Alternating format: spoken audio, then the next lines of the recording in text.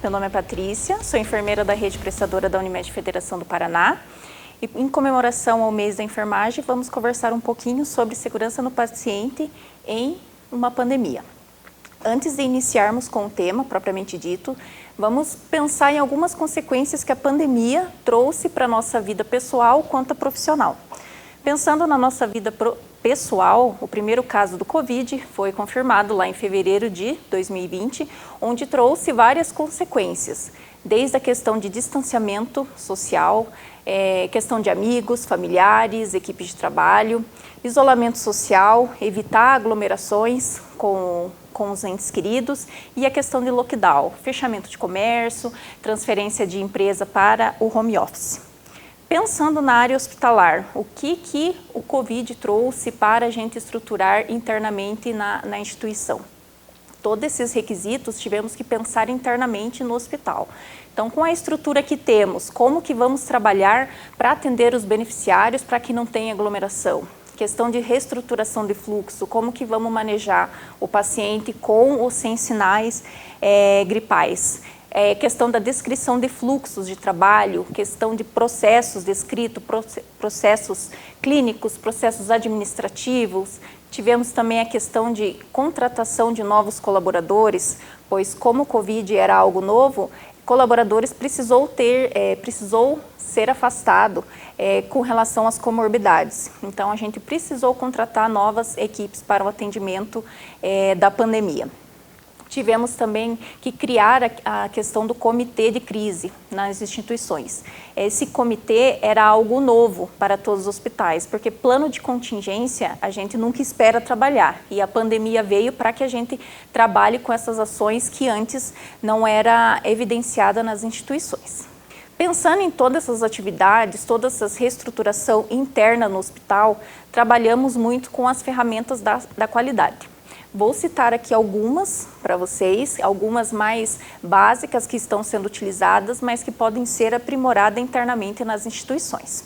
Começando com a ferramenta 5W2H, ou o plano de ação propriamente dita, que foi a ferramenta mais utilizada na instituição. Então, teve a pandemia chegou na instituição, está no meu hospital, como que eu vou trabalhar? Quais são as ações que eu vou executar com a minha equipe, com a minha estrutura física, como que eu vou direcionar esse pessoal na entrada do meu hospital? Quem vai fazer essas atividades, quanto que irá custar para a minha instituição. Então, essa ferramenta, o plano de ação, é de suma importância para que vocês garantam as ações, não só em tempos de pandemia, mas em outras situações dentro da instituição. Também foram desenvolvido bastante fluxograma, que é aquela representação visual. Fluxograma na parte de atendimento, desde do momento que o beneficiário entra na instituição, lá na recepção, que ele é dividido entre sintoma gripal ou não gripal, vai fazer uma cirurgia eletiva ou não vai, tem a questão do acompanhante, como que vai ser esse tratamento, esse protocolo iniciado ao paciente COVID. Então, é algo que foi trabalhado principalmente com a equipe multi para estar desenvolvendo essas boas práticas aí na instituição. Em seguida, também a gente pode utilizar o ciclo PDCA, que nada mais é do que a revisão de todas as atividades executadas hoje na instituição, que é o planejamento, a execução, o controle, a ação. Então, no momento da pandemia, a gente planejou as atividades, criamos os planos de ações, fizemos várias atividades propostas, é o momento de executar. Lá na ponta, será que está sendo executado corretamente? Era o que está sendo previsto? Controlar através de indicadores ou de outras ferramentas e agir, quando necessário, numa melhoria dos processos. Também uma outra ferramenta muito utilizada nos hospitais são os protocolos. Protocolos clínicos, protocolos assistenciais, protocolos administrativos, POPs, normas e rotinas, que é o direcionamento de como vai ser tratado esse fluxo, esse tratamento ou essa patologia nova aí na nossa instituição. Então, é importante que esses protocolos estejam sempre revisados e com a participação da equipe multidisciplinar. E para finalizar, temos os indicadores, bastante conhecido também na área hospitalar, que é para gerenciar todos esses protocolos desenvolvidos anteriormente. Então, hoje em dia, não adianta a gente escrever protocolos, escrever normas, manuais, se a gente não mensurar, não fazer o gerenciamento disso. E quando falamos desses protocolos, vamos focar no nosso tema, que é a segurança do paciente em tempo de pandemia. E quando falamos de protocolos de segurança do paciente, já vem em mente a RDC 36 de 2013 e os protocolos instituídos nessa resolução, que é o protocolo de identificação do paciente, lesão por pressão, prevenção por queda, cirurgia segura, higienização das mãos e uso seguro dos medicamentos. Então, é importante que esses protocolos, não só em tempos de pandemia, sejam fortalecidos, mas que em outras situações eles também sejam trabalhados em toda a instituição. Focando brevemente nesses protocolos super importantes da segurança do paciente, então nós já trabalhamos com esses indicadores dentro da instituição e como fortalecer ele em tempos de pandemia. Eu sei que é difícil, a questão de profissionais são reduzidos, a gente tem que treinar, mas é algo que a gente precisa trabalhar para garantir a segurança do nosso paciente e do nosso colaborador também. Começando com o primeiro protocolo lá de identificação do paciente, que começa desde a recepção desse paciente lá no hospital. Identificação com a pulseirinha ou a outra forma que o paciente é identificado, o registro correto no prontuário, na ficha, no sistema. Então, é importante que todo esse processo seja evidenciado desde lá da ponta até a alta, o óbito desse paciente, para que não esteja nenhuma falha aí no meio do caminho. Um paciente que não é corretamente identificado desde lá do início do processo, ele pode fazer uma cirurgia incorreta, ele pode estar fazendo um exame incorreto. Então, é importante que esse protocolo inicie-se desde o primeiro contato que o hospital tem com esse paciente. Esse protocolo é super importante porque muitos acreditam que é específico da enfermagem. O protocolo de identificação tem que ser da enfermagem. Não é. Ele é da equipe multi. Então, a recepção é responsável, a enfermagem é responsável, a equipe médica é responsável por conferir se o laudo que eu estou entregando para o meu paciente é realmente do mesmo paciente ou eu não tive a troca. Então, é importante que a instituição identifique como vocês irão identificar esse paciente e quais são as características, caso haja o mesmo paciente com o mesmo nome, como que vocês vão diferenciá-lo. Outro protocolo super importante na instituição é o protocolo de cirurgia segura. Sabemos que aí na pandemia também a gente teve alguns momentos das cirurgias que foram suspensas e o hospital, que é praticamente cirúrgico, teve que trabalhar muito essa situação internamente. Então, esse protocolo tem que ser fortemente envolvido pela equipe multidisciplinar, principalmente a equipe médica. Por quê? O protocolo de cirurgia segura inicia desde lá da primeira consulta do paciente com o médico, a assinatura do termo, a orientação dos riscos da cirurgia, quais são os riscos que eu vou ter, quais são os benefícios, se eu posso ter algum tipo de sangramento, será que eu posso ir para a UTI, indo para o centro cirúrgico, tendo toda essa confirmação, demarcação cirúrgica pela equipe médica para que tenha a confirmação do membro correto, para que não tenha as falhas futuramente ali do protocolo. É importantíssimo esse protocolo para que a gente garanta um procedimento cirúrgico em todas as etapas, antes, durante e após o período operatório, e que tenha a participação mútua desses membros da equipe. Em tempos de pandemia, algumas instituições adequaram esse protocolo de cirurgia segura. Paciente que vai fazer um procedimento eletivo, por exemplo, que não é urgente, muitas instituições adequaram que vai ter que fazer o teste do COVID antes de fazer o procedimento cirúrgico, né? Se teve contato com alguém recentemente, então eles tentam adequar a agenda conforme aí esse checklist, esse protocolo instituído. Por isso que é super importante a equipe estar sempre reunida para estar discutindo essa questão do protocolo de cirurgia segura. Outro protocolo de segurança do paciente da RDC 36 é a questão da prevenção de úlcera por pressão.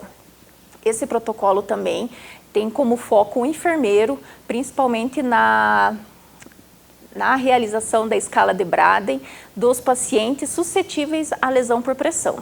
Hoje sabemos que todos os pacientes acamados, independente se eles deambulam ou não, ele tem risco de pressão. Então, é importante que o enfermeiro tenha essa visão sistêmica para ele aplicar essa escala e trabalhar com sua equipe.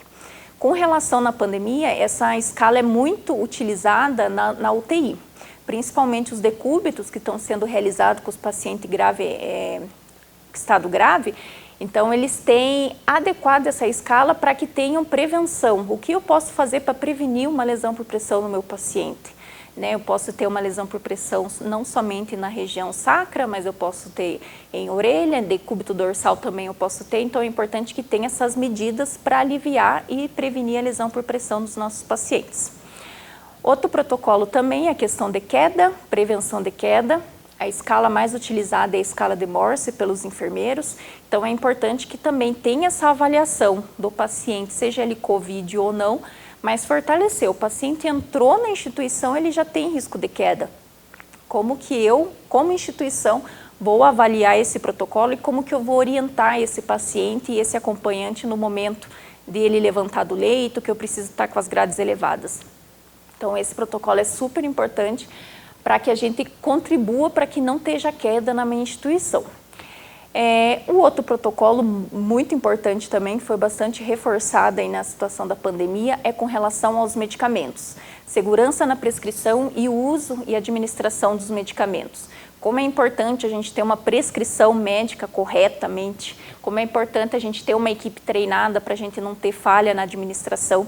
Então, esse protocolo foi fortemente fortalecido, principalmente com relação aos medicamentos. Ninguém sabe ao certo que tipo de medicamento eu posso trabalhar com o COVID, mas a importância do médico prescrever corretamente e a equipe lá da ponta confirmar também. E o último protocolo, não menos importante, que é o da higienização das mãos, que veio fortemente aí com relação à pandemia também, mostrar o trabalho do Serviço de Controle de Infecção. Quanto é importante fazer a higienização das mãos antes de ter contato com o paciente, durante e após a ter esse contato, para a segurança do nosso paciente e para a nossa segurança. Então, esse protocolo veio reafirmar as atividades e as ações que a instituição já vem desenvolvendo aí com o tempo. E todos esses protocolos que a gente citou, não só de segurança do paciente, como outros internos aí da instituição, a gente precisa monitorar. Então, eu desenvolvi o protocolo de identificação do paciente e desenvolvi o da cirurgia segura, esses dois, por exemplo. Como que eu sei se ele está sendo executado corretamente lá na ponta? Será que a minha equipe cirúrgica está fazendo o checklist de cirurgia segura? Será que a minha recepção está identificando corretamente o meu paciente? O modo de a gente monitorar esses protocolos é através de indicadores de desempenho.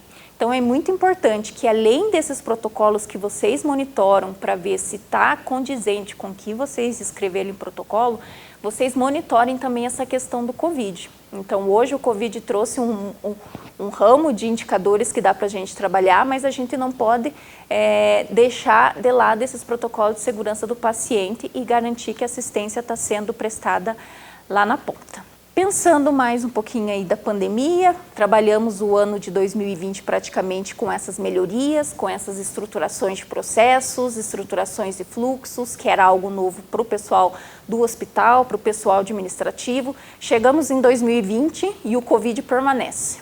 Então é hora de a gente pensar, será que todas as atividades que eu fiz em 2020 valeu a pena? Está sendo executado corretamente na minha instituição? Será que eu não preciso rever um novo processo? Então, é importante que a gente traga essa bagagem, esse aprendizado de 2020 para o ano de 2021. Sabemos que tem que melhorar? Tem, mas é algo que a gente precisa sempre estar trabalhando com a equipe e lembrando que a garantia é sempre da segurança do paciente e do colaborador. Covid também não trouxe só coisas negativas, também trouxeram muitas coisas positivas para o âmbito hospitalar. Principalmente com relação a treinamento de pessoal, quantos treinamentos foram feitos de forma online que a gente não conseguia fazer presencialmente por causa da demanda do setor, estava corrido, a UTI estava cheia, tinha colaborador de férias, de folga. Então, a capacitação online veio para ficar, tanto nas empresas quanto no hospital, para a gente treinar essas equipes. Fortalecimento dos processos. Quantos processos a gente teve que descrever, revisar, a gente sempre fazia da mesma forma, mas a gente teve que sentar com a equipe e fazer tudo novamente, ou mudar os fluxos, e verificamos que às vezes a gente estava fazendo alguma coisa na prática e o que estava descrito não era exatamente o que a gente fazia. Então, o COVID veio fortalecer, trabalhar mais com a definição, com a padronização desses processos hoje na instituição. Comunicação segura. Como foi importante a gente ter essa comunicação entre enfermeiro, entre médico, entre enfermeiro, paciente, familiar, fortalecer essa comunicação efetiva. Antes a gente não tinha tempo, não é que hoje a gente tem, né? Antes a gente não tinha muito tempo de parar, ouvir equipe multidisciplinar, mas como é importante agora a gente parar para ter e garantir um cuidado melhor do nosso paciente, para que ele não saia com nenhuma lesão, com nenhum incidente da nossa instituição. Então é importante ter essa comunicação efetiva, desde lá da ponta até a alta, para que a gente garanta essa qualidade aí na assistência. Higienização das mãos e superfície foi algo bom também que veio trazer e fortalecer da instituição. É algo que a CCH trabalhava bastante com a instituição, mas ele veio fortalecer o quão é importante a gente higienizar as mãos, um ato simples, higienizar a nossa superfície para garantir que não tenha disseminação aí do vírus na instituição. Envolvimento dos pacientes e familiares. Tivemos restrição de visita, não podia ter acompanhante mais com os pacientes, então como foi importante envolver os pacientes e familiares para que também não tenha essa disseminação na instituição do vírus, esse contato mais próximo. Então tem situações que não pode fazer visita, mas ela chamada de celular para fazer o contato com o paciente internado. Então teve esse fortalecimento, várias ferramentas que o hospital pôde usar para se adequar à realidade. Isso que é importante. Independente se o hospital é grande ou pequeno, ele tem que fazer as adequações para atender o nosso beneficiário. E a educação continuada, que ela veio para ficar, para manter os nossos pacientes capacitados, manter os treinamentos efetivos. Como é bom a gente saber que deu treinamento e o nosso colaborador lá na ponta está seguro para fazer uma administração de medicamento, para fazer uma leitura de uma prescrição, para dispensar um medicamento da farmácia. Como é bom manter esse treinamento contínuo, independente se é online ou não, mas manter a nossa equipe capacitada. O que eu tinha para passar para vocês era isso com relação à segurança do paciente na pandemia. Os protocolos hoje existem, como eu citei para vocês, lá da RDC 36, é importante fortalecer eles com a equipe conforme a realidade de vocês. Cada hospital tem a sua situação, tem a sua realidade, é importante adequar ele conforme a sua realidade e trabalhar com a equipe multidisciplinar.